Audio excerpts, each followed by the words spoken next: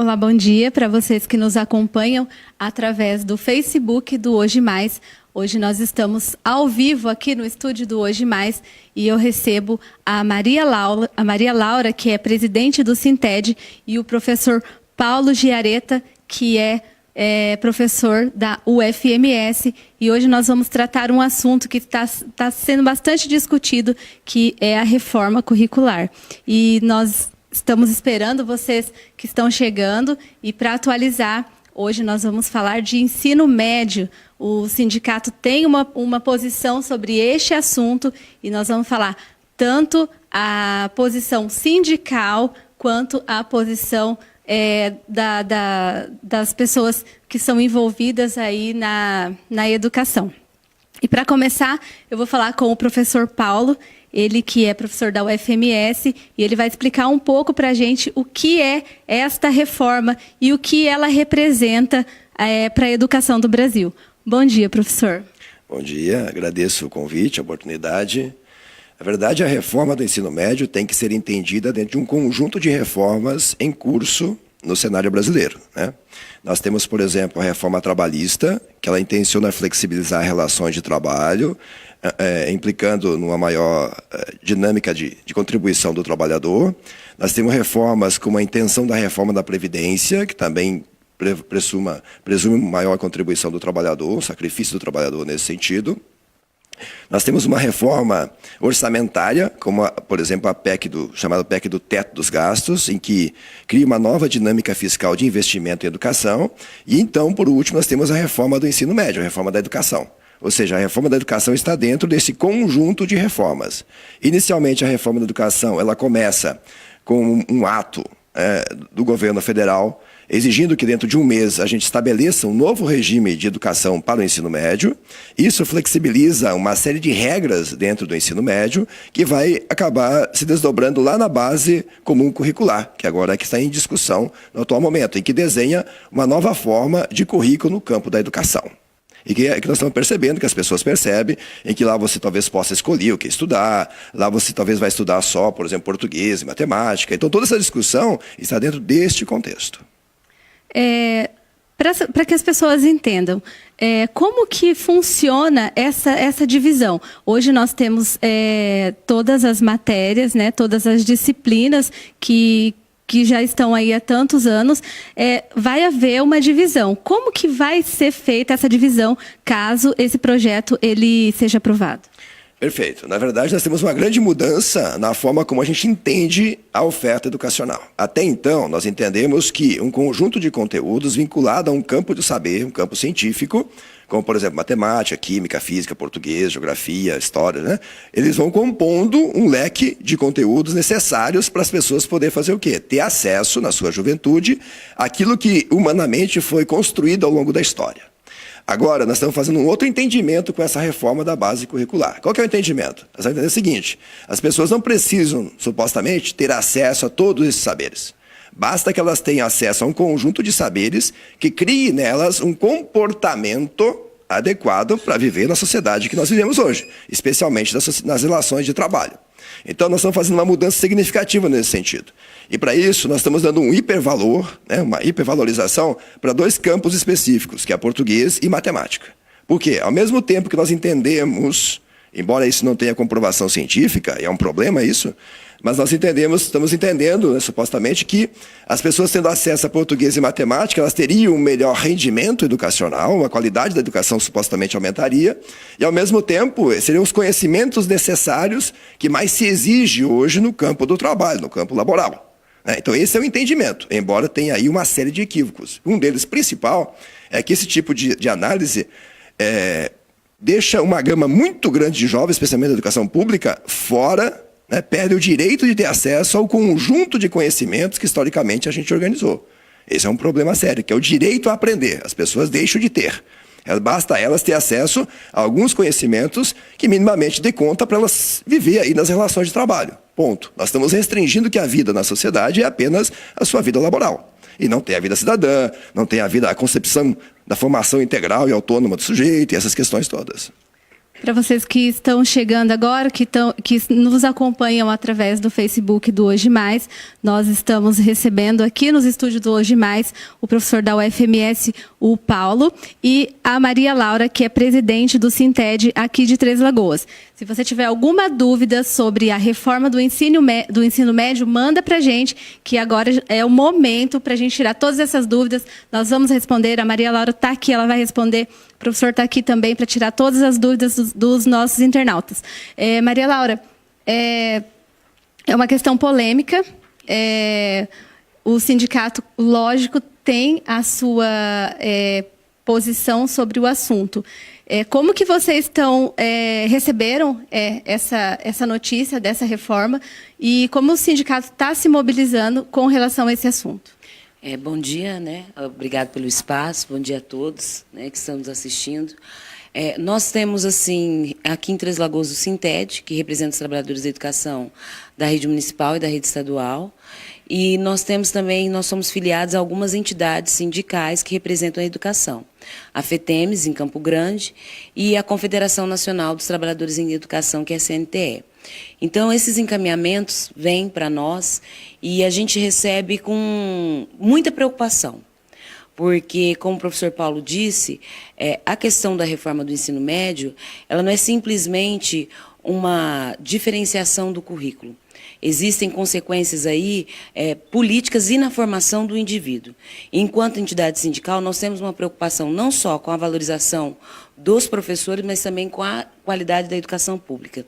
E a reforma do ensino médio, ela pode trazer uma demissão em massa, porque hoje é colocado como disciplinas obrigatórias somente língua portuguesa e matemática. E nós sabemos que as outras disciplinas são extremamente relevantes para a formação de um cidadão crítico, né, que possa se desenvolver em sociedade. E o que a gente busca é essa sociedade mais justa, mais crítica, mais igualitária. E nesse projeto, onde fala-se muito em competências e habilidades, a gente percebe que tem uma tendência aí para uma meritocracia, né? Um individualismo, não existe uma solidariedade entre os pares.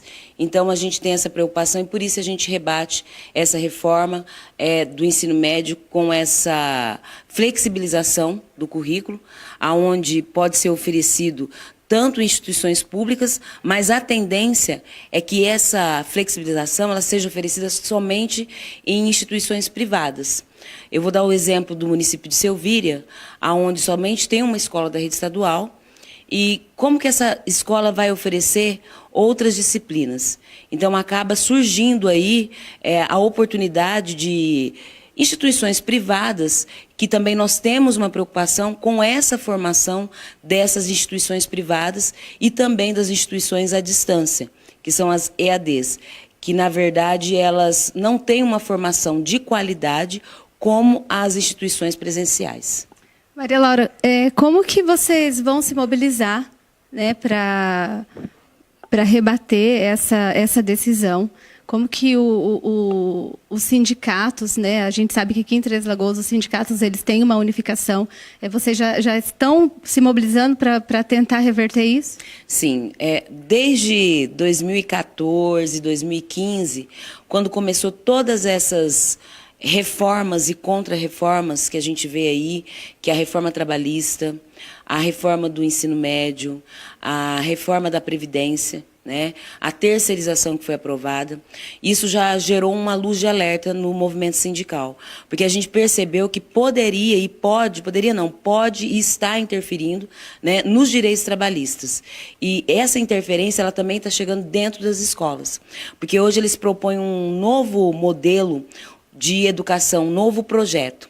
E esse projeto, na verdade, não é uma educação que vai levar ao conhecimento pleno dos alunos, mas é um projeto que vai levar os alunos a ter uma mão de obra barata, porque é um ensino mais técnico, né, mais tecnicista.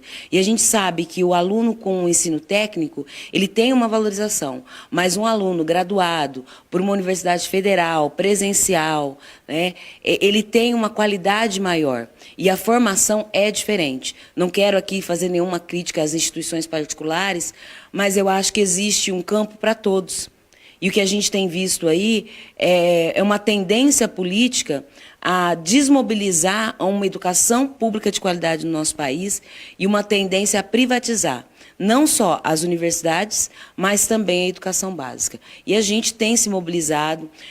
No último dia 10 de agosto, nós fizemos o Dia do Basta.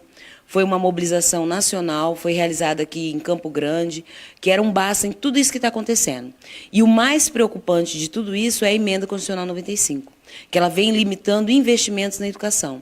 E esse limite de investimentos, a gente vive numa sociedade que a educação já não é valorizada como deveria.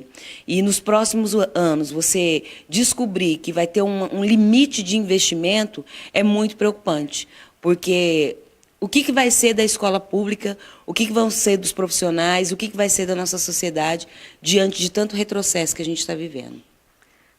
Nós recebemos aqui nos estúdios da TV Hoje Mais o professor Paulo, da UFMS, e a Maria Laura, que é presidente do Sinted. Se você tem alguma dúvida, já temos alguma pergunta? Produção? Se você tem alguma dúvida sobre a reforma do ensino médio, mande para a gente que nós já vamos responder para vocês. E depois essa live vai ficar disponível no Facebook, aqui do Hoje Mais TV, e também no site, o www.hojemais.com.br. Nosso WhatsApp também está aqui. Se você tiver alguma reclamação, alguma dúvida, mande para a gente, que nós vamos até você para tentar resolver aí alguns problemas, para tentar mostrar também, através dos nossos programas.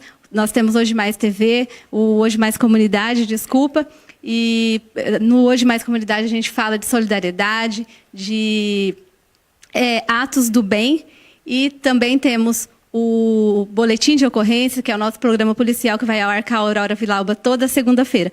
Professor, falando no estudante propriamente, o senhor acha que um adolescente ele tem autonomia para definir qual matéria é mais importante, qual não é importante? É uma idade que seria interessante para uma escolha tão importante para a vida? Essa prerrogativa da escolha do estudante é uma coisa propagandeada a nível de proposta de publicidade do governo federal, dizendo que 70% da juventude ficou feliz com a reforma do ensino médio porque ele tem direito de escolha, né, da disciplina, dos conteúdos, daquilo que ele vai poder estudar. Na verdade, a gente sabe que 75% a 80% da juventude mal sabe que houve uma reforma do ensino médio. É o contrário. Essa prerrogativa é contrária. A maioria absoluta das pessoas mal sabe que está acontecendo uma reforma do ensino médio. Vamos perguntar para nossas famílias, nossos pais, a gente vai perceber isso. Para as crianças do nosso convívio, a gente vai perceber isso. Agora, nós entendemos o seguinte no campo da educação. Toda pessoa, inclusive a criança, desde muito pequena, ela produz cultura. Todas as pessoas têm condição de produzir cultura. E produzir cultura é ter capacidade de se inserir nessa sociedade. Da forma dela, no campo de desenvolvimento dela, na dinâmica dela, mas ela produz. Agora, a produção de cultura é a capacidade de se produzir saberes, conhecimentos, significar esse na relação com os demais. Então, não é o professor que define, não deveria ser a política por si só que define, não deveria ser o aluno por si só que define.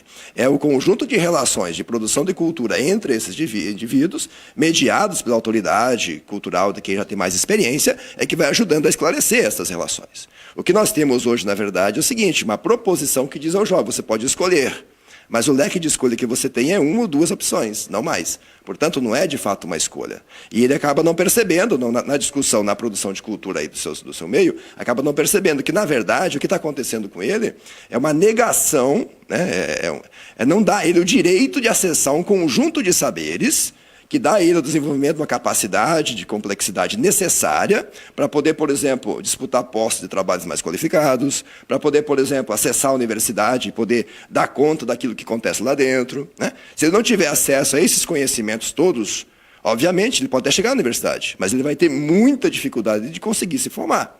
Ele vai ter muita dificuldade de disputar postos de trabalhos melhores, mais qualificados. Então, vai restringir a ele o quê? Postos de menos complexidade. Então, no fundo, a escolha que ele está fazendo hoje, se não dialogada com a sociedade, é uma escolha pelo menor. É uma escolha para aquilo que é menor para ele. Então, nós colocamos o jovem num cenário de não perspectiva. E é importante destacar o seguinte, isso é para a escola pública. Tá? A escola particular no Brasil hoje, historicamente, ela acomodou 15% da juventude brasileira. Então ela acomoda, está resolvida essa questão. E a questão de currículo na escola particular é uma questão também de mérito financeiro da família. Se você tem condição financeira, você paga lá aquilo que é necessário e você vai ter o conhecimento que você precisa. Foi assim historicamente no Brasil. O currículo está sendo estudado hoje é para quem? Não é para esses 15%, mas é para quem vem da escola pública. E da escola pública nós temos 75%, 80% da juventude, que é a juventude pobre e filhos de trabalhadores. Então é aí que está a questão. Nós vamos ter uma geração enorme de pessoas que acharam que tinham o direito de escolha. Essa escolha não foi dialogada, não foi entendida, e, na verdade, ela escolheu uma coisa que vai ser prejudicial a ela, na hora que ela for disputar uma vaga na universidade, na hora que ela vai buscar um posto de trabalho mais qualificado. A questão é bem ampla, a gente tem muito para se falar, mas isso é visto, só um minutinho, isso é visto como um retrocesso na educação? Sim, na análise que a gente tem, isso é visto como um retrocesso, porque assim, nós já tivemos no Brasil esse tipo de experiência que nós temos hoje no ensino médio. A reforma Capanema, lá da época de Getúlio Vargas, ela já dizia o seguinte: nós temos um ensino médio normal, vamos assim dizer, nós tínhamos um ensino médio comercial, industrial, agrícola, né, magistério. Então, assim, nós já desenhamos esse tipo de proposta de ensino médio na década de 1930. Legal? E lá era o seguinte: quando você entrava no ensino médio industrial, você só podia cursar, por exemplo, na universidade, se caso você chegasse, os cursos vinculados à área industrial.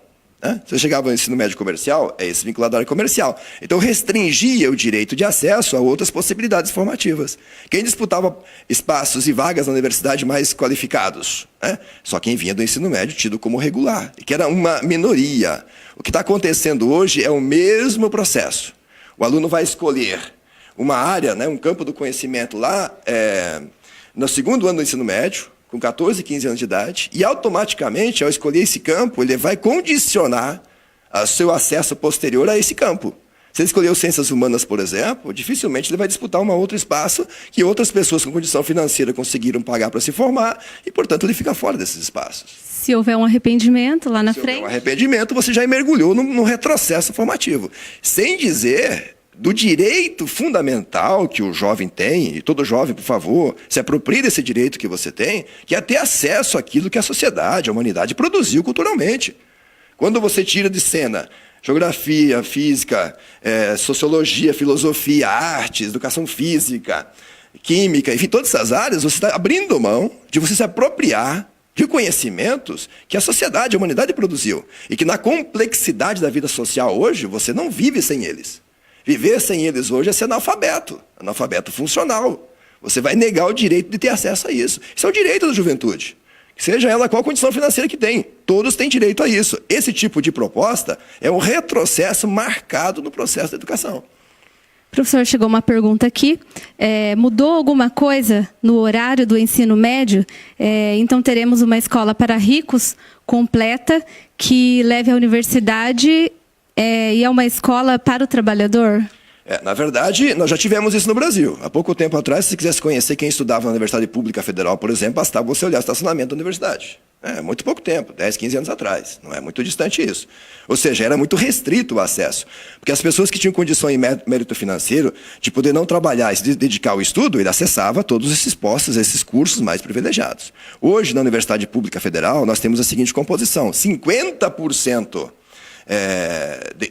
do acesso à universidade pública é feito por jovens que vêm da escola pública. Tá legal? Ou seja, jovens pobres, trabalhadores, eles acessam a universidade. Esse cenário vai mudar. Por que vai mudar? A médio prazo ele muda. Por quê? Porque você não vai ter acesso a esses conhecimentos, ou vai ter prejudicado o acesso a esses conhecimentos. Ainda que você tenha geografia e história, ele vai ser numa dimensão interdisciplinar, onde você vai ter no máximo 1/3 do conteúdo que você tinha antes, você vai ter agora, muito restrito. Portanto, você não tem condição de disputar espaço e vaga na Universidade Pública Federal, por exemplo, com os demais jovens. Então, a gente vai retroagir outra vez. Então, esse é um desenho que já foi discutido historicamente, da ideia de que uma escola pobre para os pobres. No Brasil, isso sempre teve essa ideia, a escola dual, sempre foi presente isso. Uma escola rica para os ricos e uma escola pobre para o pobre. Esse desenho, essa forma, ela vai retornar. Se permanecer essa proposta, essa dinâmica de educação, ela vai retornar. Maria Laura, o Sinted aqui em Três Lagoas, atende Três Lagoas, Selvíria. O que você espera que aconteça agora daqui para frente? Como que o sindicato vai reagir nessa decisão? Eu queria até complementar a fala do Paulo, porque hoje a gente perdeu literatura nas escolas da rede estadual. Nós tínhamos, né, o conteúdo de literatura, e no ano passado nós perdemos. Então, às vezes, a gente fala do que está acontecendo, dessa realidade, e as pessoas podem imaginar que isso é distante, mas não é distante. E existe, sim, esse projeto, é o que eu tenho sempre falado até para os nossos profissionais dentro da escola. A gente tem a internet, que é uma ferramenta muito importante se você souber utilizá-la. Faz uma pesquisa, né, quem é jovem, para entender o que é essa reforma do ensino médio, o que é essa base nacional comum curricular, né, que essa base está sendo proposta a nível nacional. Todos os municípios do país terão a mesma base. Num país tão grande como o nosso, com realidades diferentes, né, e a educação ela tem que ser tratada individualmente, porque nós somos indivíduos, né? O professor ele tem que ter um olhar individualizado. Sempre foi dito isso, e agora a gente vem com essa proposta. Enquanto movimento sindical, a gente está aí correndo as escolas, conscientizando os nossos professores, porque só através da luta, né, e da consciência política é que a gente pode mudar esse fato. Porque realmente é uma proposta política de governo. Depois da entrada do Michel Temer, né, que é o atual presidente, que eu acredito que a maioria das pessoas, a população, tem aí uma rejeição muito grande, foi tudo colocado nesse governo. A reforma do ensino médio, a reforma trabalhista, a reforma da Previdência. Então, a gente está sempre lutando, conscientizando as pessoas, se mobilizando para que a gente possa reagir contra tudo isso. Mas não só a luta vai fazer isso. A gente precisa também revogar certas leis. A base nacional ela precisa ser revogada. A emenda constitucional 95 ela precisa ser revogada. Então é aí que a gente entra dentro do campo político. Porque a gente também precisa ter noção e consciência de quem a gente elege. A gente precisa votar em pessoas que realmente vão nos representar. A gente está cheio de políticos aí, em discursos, dizendo sobre educação, mas como que vai ser investido em educação se existe uma emenda constitucional, que é a emenda constitucional 95, que vai limitar os investimentos em educação? Então, esse discurso hoje, que a educação vai ser valorizada, ele é meio contraditório. Porque primeiro a gente precisa revogar essa emenda constitucional 95, porque senão não vai ter investimento nem em educação e nem em outros serviços públicos por 20 anos na nossa sociedade. E o papel do sindicato é esse, é conscientizar politicamente e fazer com que os nossos trabalhadores tenham coragem para ir para o enfrentamento, porque não vão ser só os professores que vão perder. Vai ser toda uma sociedade, porque o professor ele é responsável pela essa formação da sociedade. E uma escola sem investimento, sem todo um contexto, sem conteúdos que são importantes para essa formação cidadã, a gente imagina que futuro que a gente vai ter. Então é muito preocupante e por isso que a gente está sempre discutindo, falando, dialogando sobre esse assunto, para poder reafirmar o quanto é importante também a sociedade vir somar junto com a gente, não só os trabalhadores. Nós encerramos por aqui. Agradecemos a todos vocês que nos acompanharam através do Facebook. Agradecemos a Maria Laura pela disponibilidade, ao professor Paulo também, por contribuir para orientar a população às questões da educação.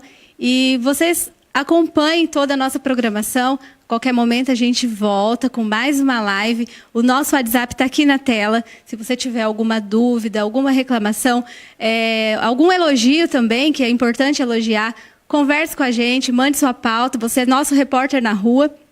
Fique com a gente, acesse o site, o hojemais.com.br. Lá todas as notícias de Três Lagoas e região, as principais notícias aqui da nossa cidade estão ali disponíveis no nosso site, hojemais.com.br. Eu agradeço vocês que ficaram com a gente até o final dessa live e até o próximo programa.